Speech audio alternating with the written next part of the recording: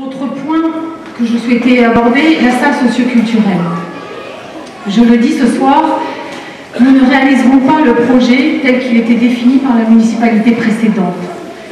Ce projet est trop coûteux, tant en ce qui concerne l'investissement, mais surtout les répercussions au niveau du fonctionnement. Et aussi, à notre sens, il n'est pas satisfaisant dans la mesure où il ne répondait pas totalement aux besoins de Châteaulin. Juste un exemple, la capacité de la salle de spectacle est d'environ 230 places et c'est à peu près équivalent avec les capacités de la salle déjà existante de l'Agora. Ce projet non plus ne permettait pas d'organiser véritablement des assemblées générales qui sont nombreuses pourtant à Châteaulin, puisque c'est au centre, nous sommes situés au centre du Finistère et il y a de nombreuses demandes.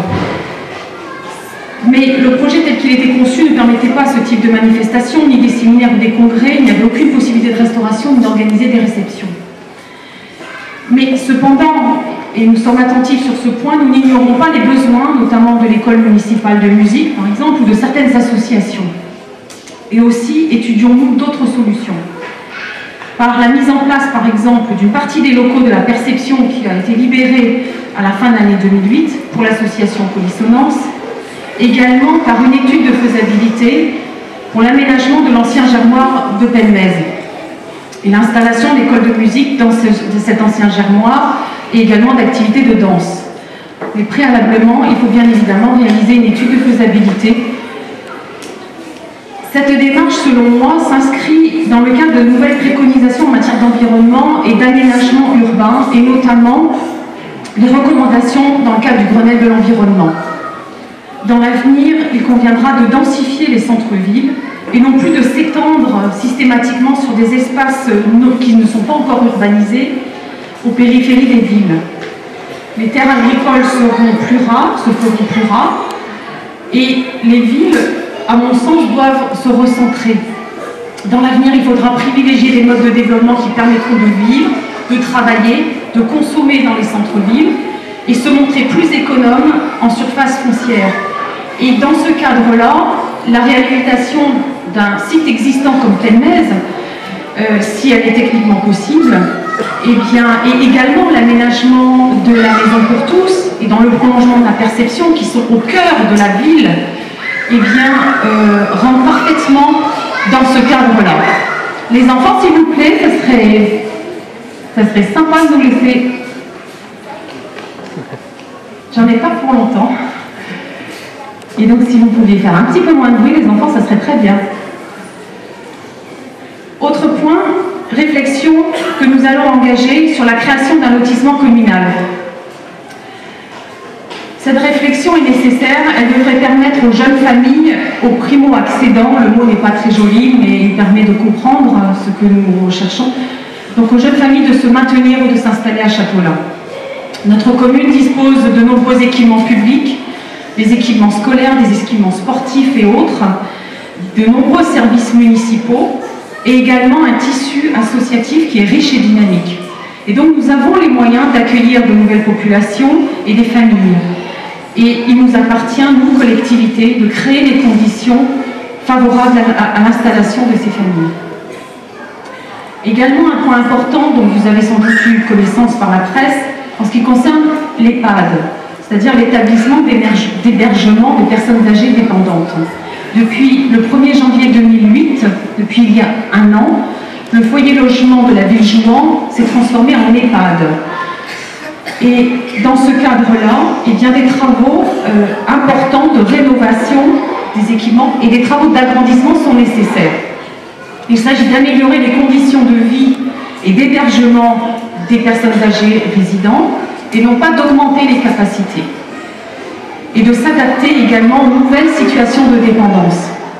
Donc il y a des choix importants qui sont à effectuer, nous y travaillons actuellement, et ce sera notamment sur le plan financier, et ce sera un très grand projet pour le CCAS de Châteaulin à partir de 2009 et par la suite. Je ne vais pas énumérer comme ça tous les projets parce que dans le cadre de la discussion qui va s'instaurer à la fin du mois de janvier au niveau du conseil municipal lors de l'examen des orientations budgétaires, le détail de tous les projets et des investissements sera fait à ce moment-là. Et je ne veux pas non plus prendre trop de temps dans le cadre de cette soirée qui à mon sens, doit rester conviviale. Donc j'en terminerai avec un point également important, c'est le centre de secours. La construction d'un nouveau centre de secours s'impose pour des raisons notamment de sécurité, et c'est dans ce cadre-là qu'un syndicat a été constitué de toutes les communes concernées et qui travaille actuellement sur ce projet dont vous entendrez parler. Châteaulin est partie prenante dans ce CIVU, ainsi que 10 autres communes, mais c'est important de l'évoquer ce soir. Donc voilà, j'ai choisi d'exposer brièvement quelques points importants de nos projets. Je renouvelle tous mes vœux pour la nouvelle année, donc à l'ensemble des Châteaulinois, aux porteurs de projets sur Châteaulin, aux associations qui sont extrêmement dynamiques sur notre ville. Et je voudrais juste dire, pour terminer, ne nous laissons pas envahir par le pessimisme ambiant. Et le contexte actuel est difficile, mais tout ne va pas si mal. Châteaulin est une ville attractive, je vous l'assure. Les projets privés et publics sont nombreux. Et j'évoquerai juste une conversation que j'ai eue avec Yves Guivarch hier matin, puisque nous avons rencontré en centre-ville des commerçants, et puis nous avons eu une petite discussion également avec un salarié, une personne qui travaille dans une entreprise de travail, une agence d'intérim sur Châteaulin. Et on voulait un petit peu évoquer la situation, parce qu'on sait que le travail pour les intérimaires est difficile à l'heure actuelle.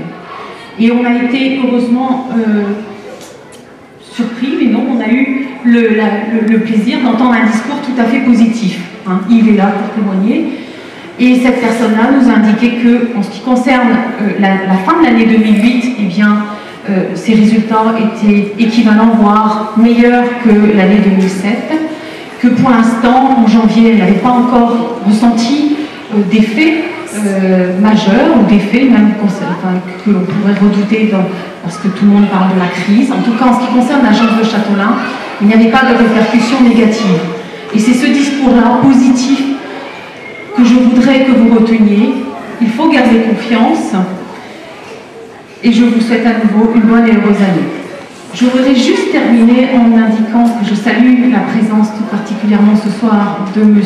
Olagnon, sous-préfet, que nous avons eu le plaisir d'accueillir depuis le mois de juillet dernier, qui est un interlocuteur très précieux pour notre ville, toujours attentif et à notre écoute. Et je vous remercie, Monsieur le sous-préfet.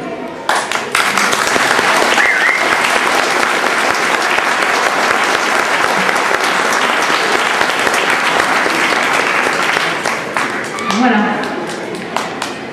Maintenant, place à la convivialité, et je vous invite à partager le buffet, et je voudrais remercier tous ceux et celles qui ont participé à la constitution de ce buffet.